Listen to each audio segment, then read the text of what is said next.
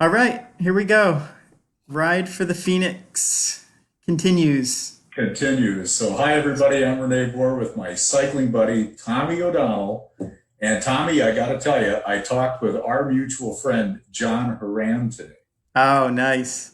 and John told me that he is all fired up to join us next summer for another little cycling adventure. We won't disclose all the details, but you No. and I know what we're talking about.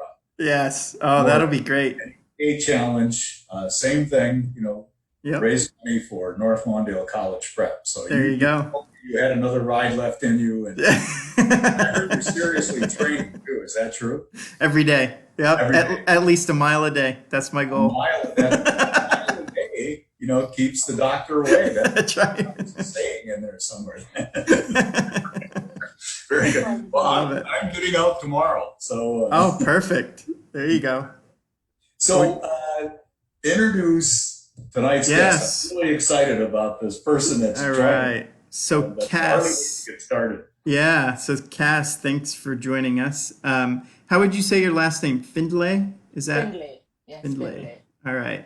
So, Cass, from you're in Dallas area, right? I am. So, thanks for joining us. Oh, my pleasure. All right.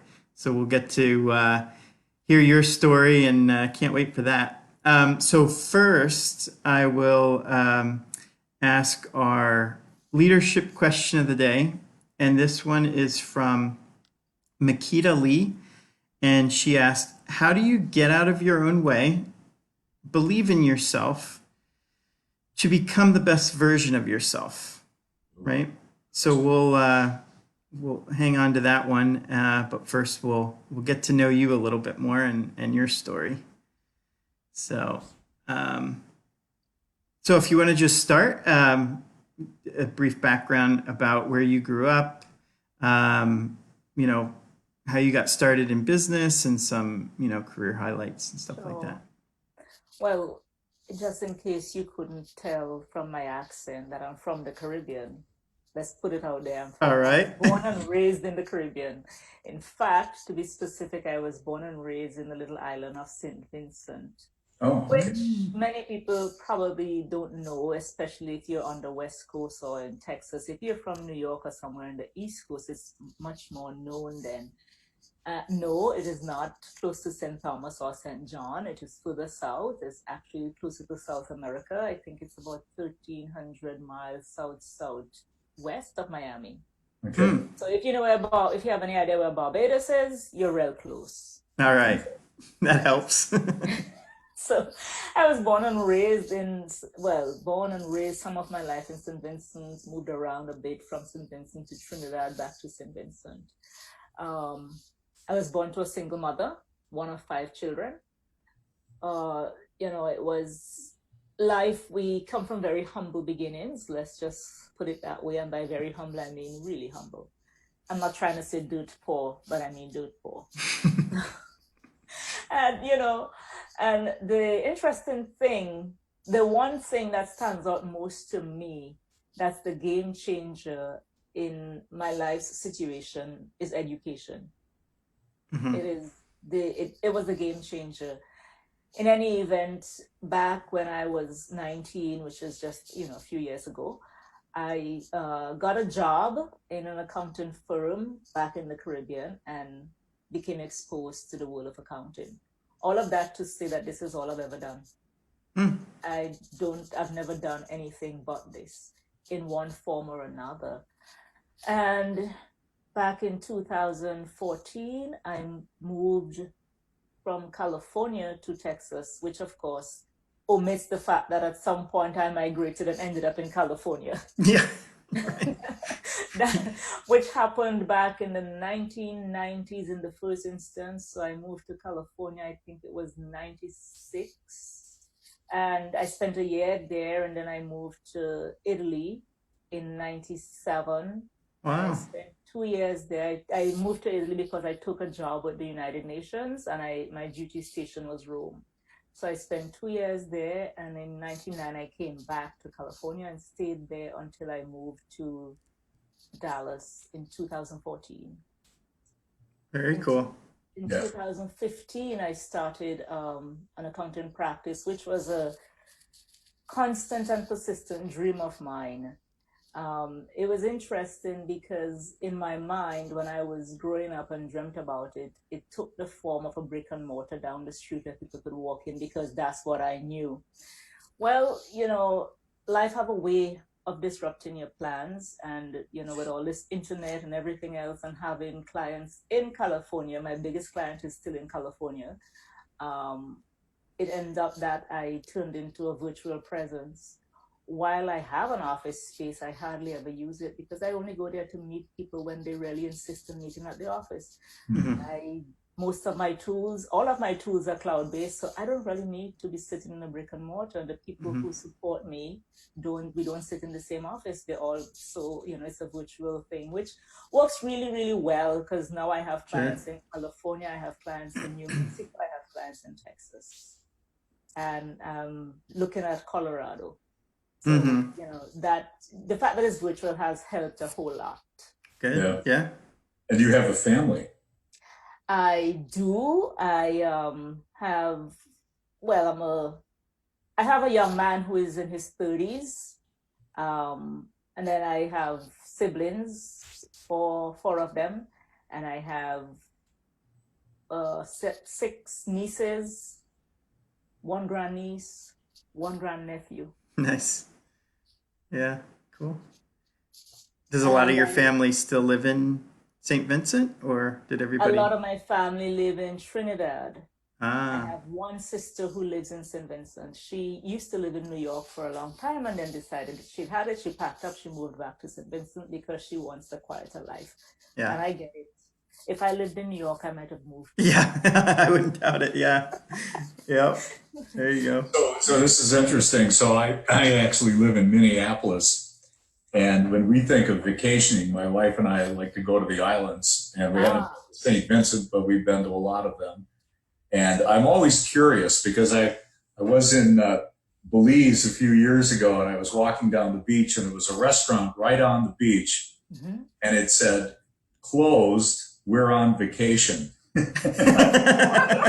I thought, now, where does someone who lives in Aruba or perhaps St. Vincent go for a vacation? So do you The come to US or Minneapolis? England, the Minneapolis? US, England, wherever. Okay. Most people end up going to the UK or to the US, but there are many people who get to other parts of Europe and other parts of the world. Okay. Very Or good. you go to the other Caribbean islands. That's also another option. That's There you always go. another option. Yeah. Well, they're Nice. fabulous. Yeah. So what are you working on now? You started your own accounting practice. It's a virtual practice. You're moving into, you mentioned additional states right now. You're looking at Colorado. Yes. What attracts you to Colorado?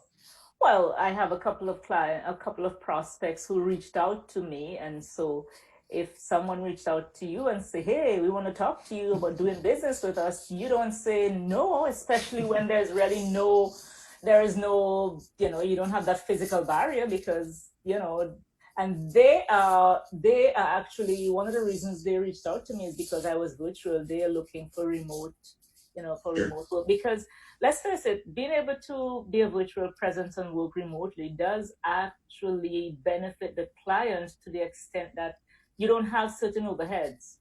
And so it ends up being cheaper. And I know most accountants want to argue about this is not a commodity and yada, yada, yada. And you can argue that all you want, or we can get into that debate. At the end of the day, the client has to write a check. And Sure. I'm sure he would rather just pay for the service than pay for that fancy office and that fancy address that you sit in. Yeah, and this begs another question then. How do you maintain a really good working relationship and build rapport with clients that you really don't meet face to face? That most of the time you're doing it over the phone or you're doing it via a call similar to what we're having now. Well, a call similar to what we're having now is a useful way because you get to see a person make eye contact. But many of my clients, most of them are actually here in the DFW area, so I do get to meet them from time to time. Not regularly, because what you would find is that most people do not really want to spend a whole lot of the time sitting across the desk from their accountant. They really have other things to do. Either that or they don't like their accountants very much. So.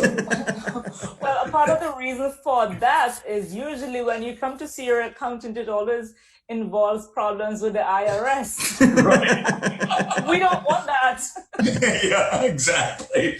And they're probably afraid to fess up and admit that they have some issues. We don't really want that. So most people are not really, aching to spend 2 hours of their day once a month talking to me. And if I do have to interact with my client, there is always like a Zoom meeting, and many of them, as I say, are here in the DFW area. So it's easy to, meet up with them, either at my office or their office, or have coffee somewhere. And I would tell you this, that I have at least one client that I have never ever laid eyes on. Wow. Yeah. They're here in Texas, actually. I've never laid eyes on them. That's interesting. Well, very interesting. So I just have to say that if my bookkeeper, Julie, is listening to this broadcast, Julie, I love you. And I'm glad that you haven't raised any issues that I might have with the hire. That's right. Because we also have a virtual relationship. So just another question for you, Cas, is you mentioned your educational experience briefly, but tell us a little bit more about that. What was it like going to school in St. Thomas? Because I come from St. Vincent, where it's part of the Eastern Caribbean and part of the British Commonwealth. Our education system, it has evolved and continues to evolve. But when I was a child, we followed the British system, and our high school exit education was actually graded in Britain. It was really? It was set by the British. We took the same high school exit exam that the British children took. It was sent to us, and it was graded under the British system. And then over time, the Caribbean started to move towards unification and started to have their own sets of standard setters, whether for education and trade and other areas. And so now, as a matter of fact, when I graduated high school, that was the first year of using the new standards. So we had duplicate. We had the old system, the old British system, plus the new Caribbean standards. It's interesting because it's different from the US system in that it's when you go to school, in the US, your performance is measured over time and based on your GPA, which is cumulative. Well, when I went to school, it was all or nothing, meaning that today is the test, and the grade you get and the result that will be reported depends on what you do today. Okay. So it was kind of a pass-fail? Pass or fail. There was no grade point average. Yeah. It's, this is here, you prepare for the final exam or the test or the whatever at the end of the year. Like in high school, you went to school all year and you had various, tests, but those tests were designed to prepare and to, help you understand what gaps you have so you can prepare. But really at the end of the year, let's say at the end of the school year where you were moving from one grade to another, this is the test. Show up, take this test, and that determines what happens next. And what does happen next? Well, that too has changed and has evolved, because when I went to school, what happened next is if you did not score at least a 50%, you were going to do that year a second time. Okay. And if you did that year the second time and did not do well, you were asked to leave. That's it then, huh? That's it, yeah. Wow. That would kind of make you sit up and pay attention, wouldn't it, Tommy? Yeah, I think so. Yeah. Whoa. Well, you know what, though, I would say this, that I understood to a point why that was so. Because back in my day, there wasn't a place in high school for every student. There were more students than high school places. And And Okay. so being able to secure a seat in a high school was already very, very competitive. The way that Hmm. worked was we took an exam that used to be called 11 plus, that became known as Common Entrance, that is today known as CSEA, which I don't remember what that means. But what that does is it. I need to get that circle stop. Sure. Yeah. What that So, does is 1 minute.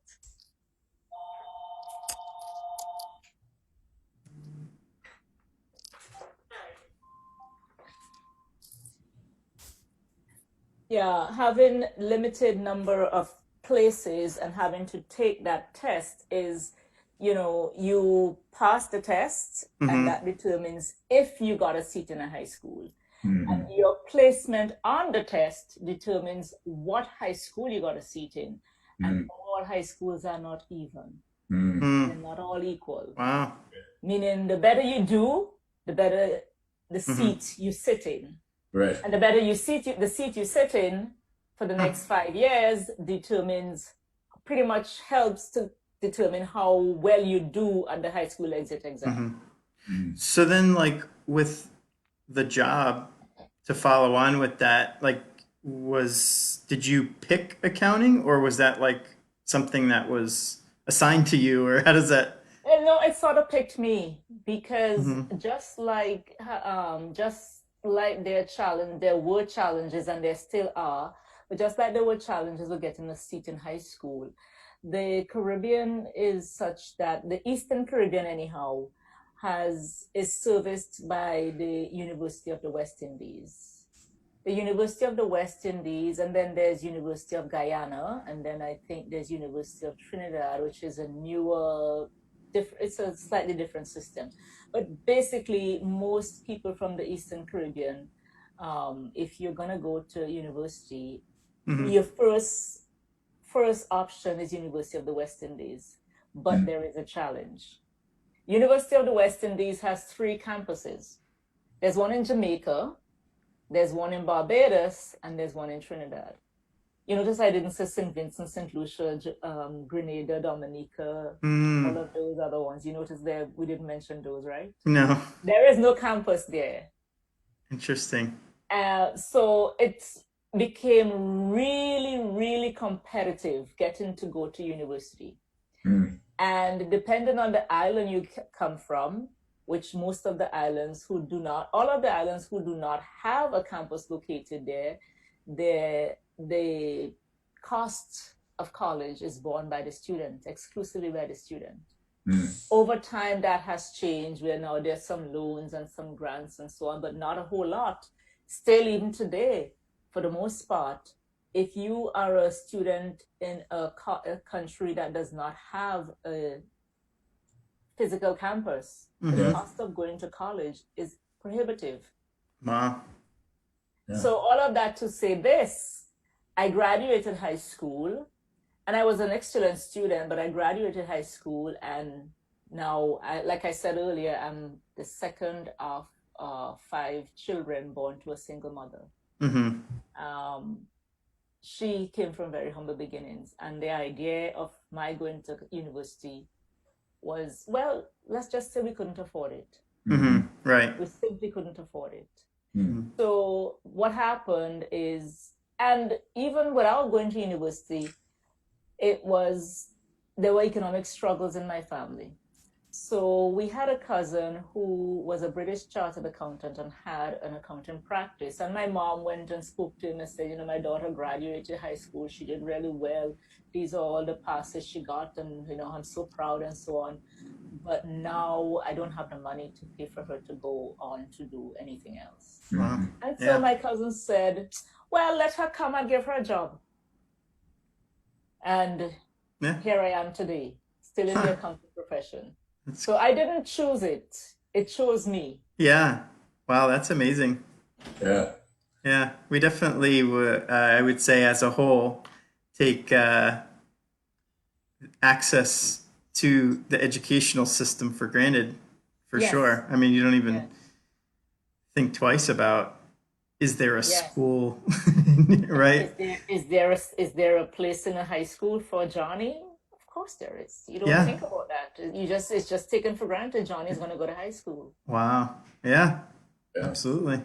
I mean, It's over amazing. time, the circumstances have changed, in that now every Hmm. child has a place in a high school, but all the places are not equal. Hmm. So there is still that children still take that exam, but it's to determine where you sit, Right. which still make a huge difference. And as I think about it, and I think about back in my day when high school wasn't guaranteed to everyone, you know, when I became a mother and I had my son growing up, and it dawned on me that at age 11, whether he passes or fails a test, this one test, that will determine his entire future. That's Hmm. a sobering thought. Yeah. At 11. At 11, Yeah. Yeah. Oh, that's amazing, isn't it? Jeez. 11, age 11 can determine what happens to you It- for the rest yeah. of your life. Yeah. Wow. It's a sobering thought. Hmm. Wow. So based on like just your experience and growing up and um, what would you say was like the most valuable lesson that you've learned through that through your experience? Um, I struggle to articulate this, but I think the simplest way to say this is everything is possible if you want it badly enough. Hmm. And I say that because I think about my mother. Um, and my mother was, and will forever be the most influential person in my life. Mm-hmm. I think about my mother. My mother was a single woman, but Hmm. before that, she was an only child. She was an only child, and her mother passed when she was 5. Wow. And from the age of 5 until she was 13, she lived with her grandmother, her great grandmother. And her great grandmother passed when she was 13, Hmm. and she was left alone in the world, Wow. Yeah. you know. And I I have a hard time. As a child, I didn't understand it. As a young woman, I didn't understand it. But as I had my own son and became responsible for another life, I began to understand what that really meant. I mean, 13. That's yeah. You have to figure out your life and fend for yourself at Jeez. 13. Mhm. Yeah. And how do you do that? I don't know. Hmm. I have a hard time, and she'd tell us stories about when she was young, but it's I mean, it's almost unfathomable. However, I would tell you this. Over time, of course, my mother's situation changed because she had a spirit that was unbreakable. Hmm. I don't know anyone, I've never met anyone quite like that woman. Um, Over time, her situation changed. She didn't finish elementary school because, like I said, her great grandmother died when she was 13, and she was left alone, Hmm. unguided, whatever. So she didn't get to the end of elementary school. But when she passed, she owned and operated a school. The irony of that. Wow. That's amazing. The irony of that. Yeah. And where was that school? In Trinidad, because she In had Trinidad. migrated to Trinidad from one Ah, island wow. to the next. Yeah. So I say, what I learned by all of that is this: if you want it badly enough, you can do it. Hmm. It doesn't matter what the obstacles are, you Hmm. can do it. You just have to want it badly enough. Wow. Yeah, that's a great lesson. Very good lesson. Yeah. Yeah. Um, Thank you so much for sharing that. yeah. Just extraordinary. Real quick, one question that Karen actually asked is how far was your school from where you lived?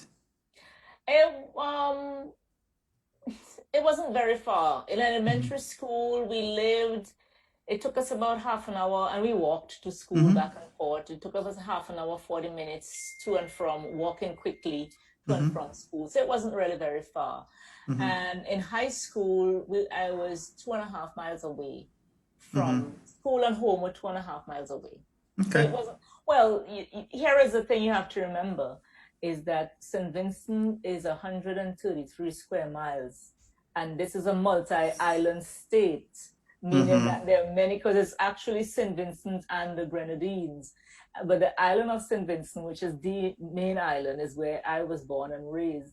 So if we have 133 with all the Grenadines, you imagine that St. Vincent itself is really very small. So if you think Yeah. about it in context, nothing is really very Nothing's very far away. Gotcha. Cool. All right. Good stuff. So are you ready for the question of the day, Cass? I sure am. All right. It's So, an interesting question to me. yeah. So, again, this is from Makita Lee at North Lawndale College Prep. And her question was, how do you get out of your own way and believe in yourself, ultimately to become the best version of yourself? See, when I think about that question, I get to thinking that it speaks to this idea of self-defeating behavior. And I think, though, it's a little bit more than that. In my mind, it's a little bit more than that, because it speaks to doing things that would prevent you or obstacles to achieving your goals.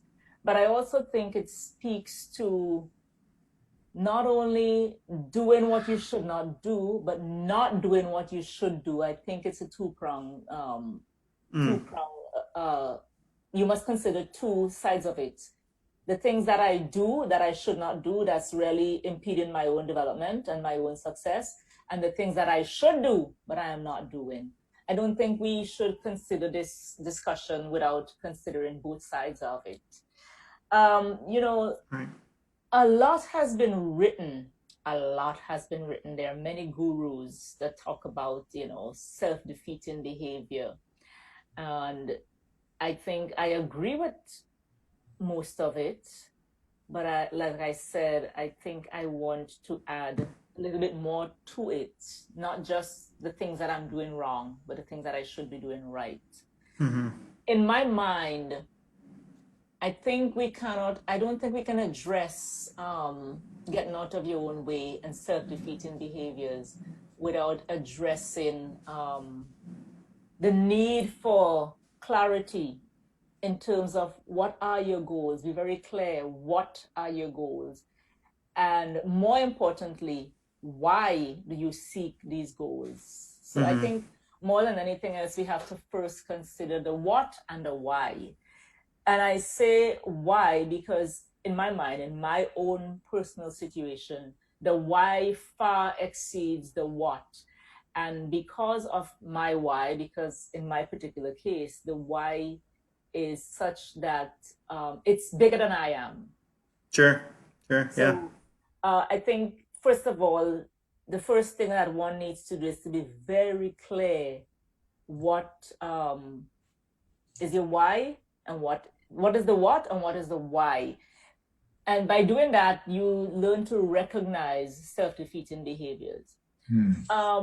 The gurus tell me that the first thing one needs to do is consider one's mindset and let go of negative behaviors and that self-doubt and negative thinkings. And the gurus also tell me that that is mostly fueled by personal inadequacy.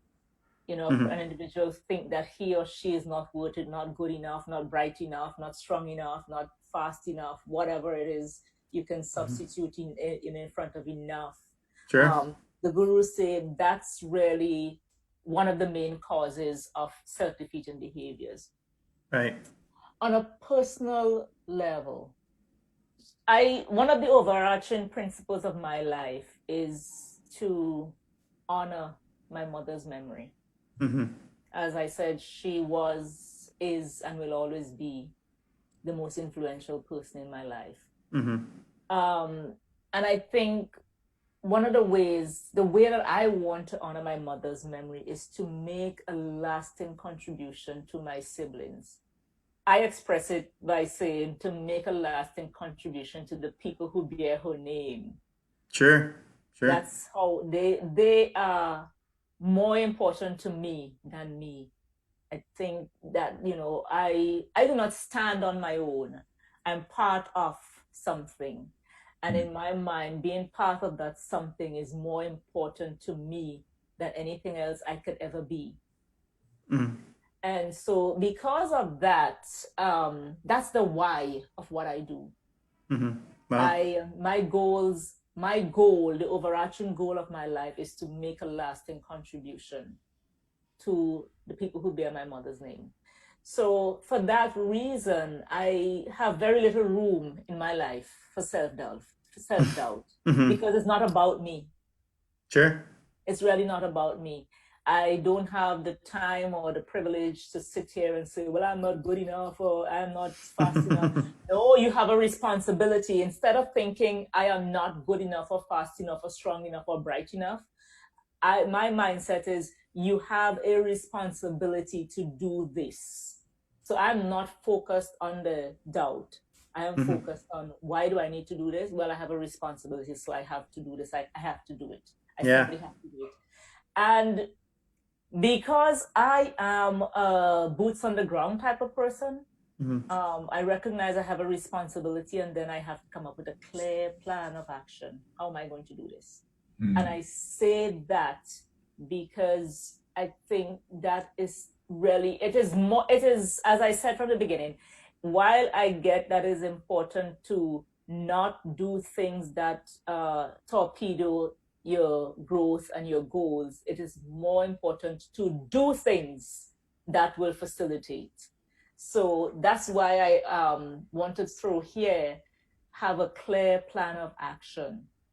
I don't have time to be doubting myself. Instead of doubting myself, I need to be doing this. I need to be out networking. I need to be writing articles. I need to be reading this book. I need to be contacting these many prospects. I need to fill in the blank, specific, what do I need to be doing? If you occupy your time and your mind with this type of activity, have a clear plan, follow the plan is really what I'm saying. You really don't have a whole lot of time to sit and wallow and feel, doubtful and what have you. Now, don't get me wrong. That is not to say there will never be a time when you do not feel anxious or concerned or fearful. That is not to say that.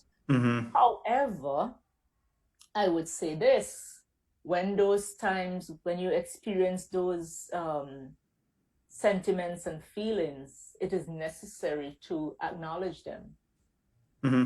You have to acknowledge your weaknesses. We all have to acknowledge our weaknesses. In my own life, I can tell you this. When I was 17 years old, I learned one of the toughest lessons I have ever had to learn. And that was that I can fail at something. And I learned that because I did. Yeah. I failed at my equivalent of junior college for the first time ever. Oh, wow. And this was eye-opening to me. It was scary, but I didn't know how I was going to get through it or how I was going to get over it. It took me at least 10 years to come to terms with it.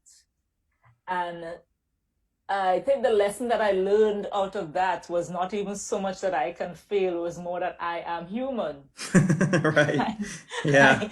I was forced to embrace all that that encompasses, being human encompasses, and then after that 10 years, it took me another 5 years to come to terms with another more groundbreaking idea. I can fail again. Right. Yeah. But it's interesting. It's interesting that, I think we mentioned this in a previous podcast, that success is a terrible teacher, that we can really learn from failure. And just because you fail, there's a little bit of humility that you learn in that. And that doesn't make you a failure, right? Right. Right. And I love what you said about it's the what and the why, but it's the why that's really most important because it's bigger than yourself. And I think it was Michael Jordan that said, you know, you need to live your life, not someone else's. Yeah. And you've got to take responsibility for that. And interestingly enough, being responsible is one of the stated core values at North Lawndale Yeah. College Prep. And last Yeah. night, another one came up. One of our guests, you know, Dan Zawacki, said that one of the things I learned was the importance of really being respectful. Mm-hmm. Yes. Yet another one of Absolutely. their one of the core Yeah. values of school. So just some great insights. Thank you so much for sharing that. Oh yeah, that's great. Hey, I Cass. think I want a vacation with you, Cass. I know, right? You could take us Let's to the go. islands or something. Maybe we could get you into a cycling trip around Lake Michigan. That might be kind of I cannot ride. I wish I could. How about driving? How about driving an RV? How do you? Well, if I practice enough, I might be able to. Hey, that's a bad idea. Yeah, There you you go. can just join us and hang out. I think That's we not a bad idea. have you do that. Oh man. So, So- we've got one final question for you. This is something that was prompted earlier when I made the comment about Tommy's backdrop there. That's right. Massive library of books that he actually has read. That's right. So our last question is, you do a lot of reading, Cass. What's the book that you've read, or maybe books that you've read most recently that you would recommend others read? I'm currently reading The New Jim Crow by Michelle Alexander. It's worth the read. It is contentious and controversial.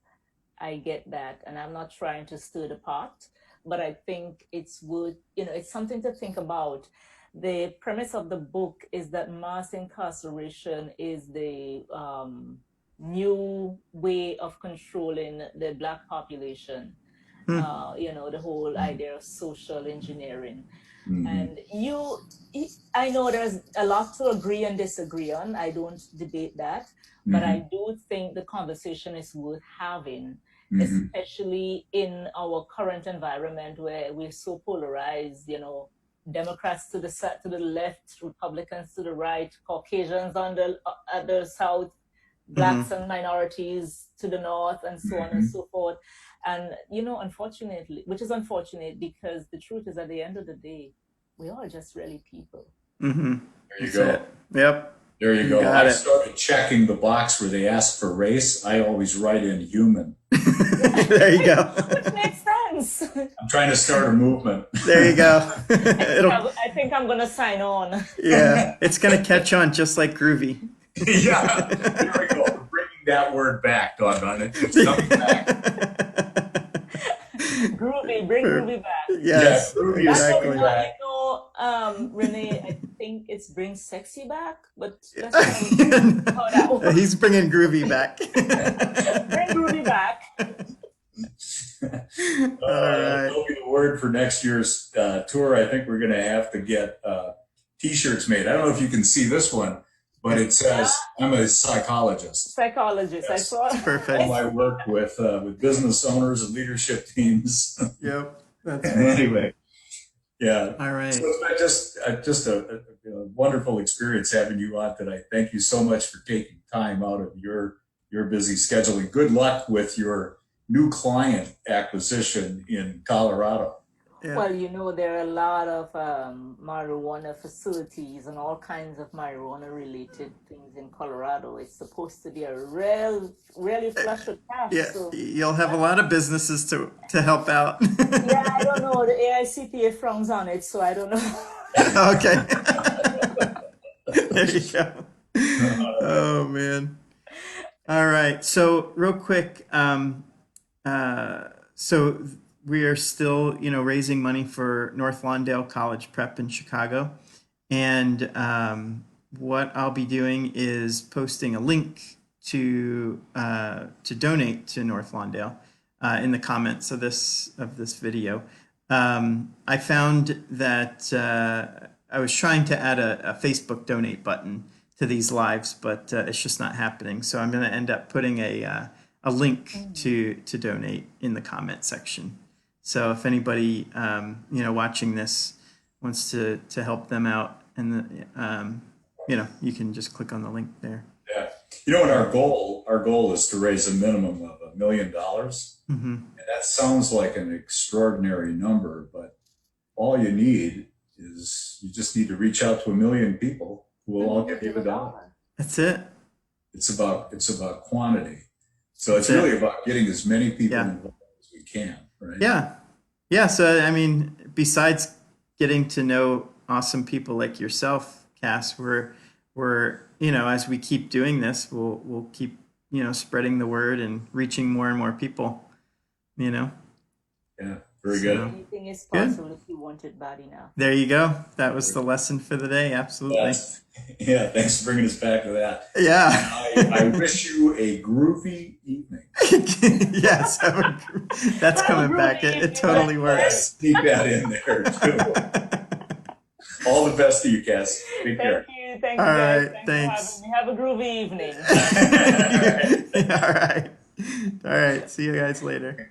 All right. Good night. All right. Good night.